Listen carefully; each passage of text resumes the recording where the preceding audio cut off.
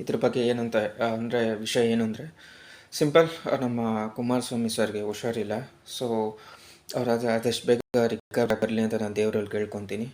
So ಏನಿಲ್ಲ, just like ನಾನು ಕೇಳ್ಪಟ್ಟಂಗೆ like ನೋಡಿದೆ. ಸೊ ಏನಂತ ಅಂದರೆ ಲೈಕ್ ಹೀಟ್ಗೆ ಆಗಿದೆ ಅಂತ ಹೇಳ್ತಾಯಿದ್ರೆ. ಸೊ ಹೀಟ್ ಆಗಿದ್ದರೆ ಒಳ್ಳೆಯದು.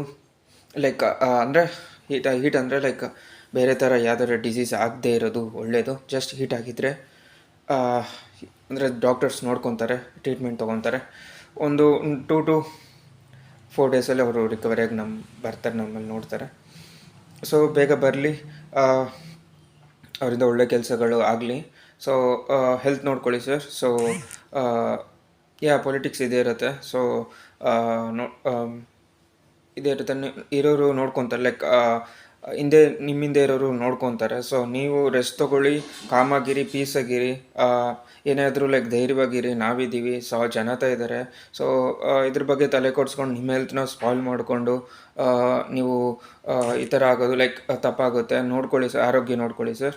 ಸೊ ಅಷ್ಟೇ. ಜನನೂ ಲೈಕ್ ಶಾಂತಯುತರಾಗಿರಿ. ಸೊ ಬರ್ತಾರೆ, ಆದಷ್ಟು ಬೇಗ ಬರ್ತಾರೆ. ಲೈಕ್ ಬರಬೇಕು ಅಂತ ನಾನು ಇಷ್ಟ. ಸೊ ಸಿಗೋಣ. ಸೊ ಬಂದಮೇಲೂ ಸಹ ನಾನು ವ್ಲಾಗ್ ಮಾಡ್ತೀನಿ. ಸೊ ನೋಡೋಣ.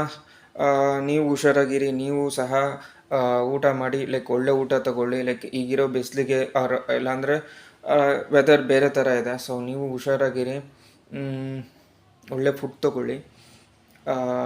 ಯಾವ ಥರ ಫುಡ್ ತೊಗೊತೀರೋ ನೀವು ಅದ್ರ ಮೇಲೆ ಡಿಪೆಂಡ್ ಆಗುತ್ತೆ. ಯುವರ್ ಹೆಲ್ತ್ ವಾಟ್ ಅಪೆನ್ಸ್ ಅಂತ ನಿಮ್ಮ ಹೆಲ್ತ್ ಡಿಸೈಡ್ ಮಾಡುತ್ತೆ. ಸೊ ಒಳ್ಳೆ ಫುಡ್ ತೊಗೊಂಡ್ರೆ ಆರೋಗ್ಯ ಚೆನ್ನಾಗಿರುತ್ತೆ.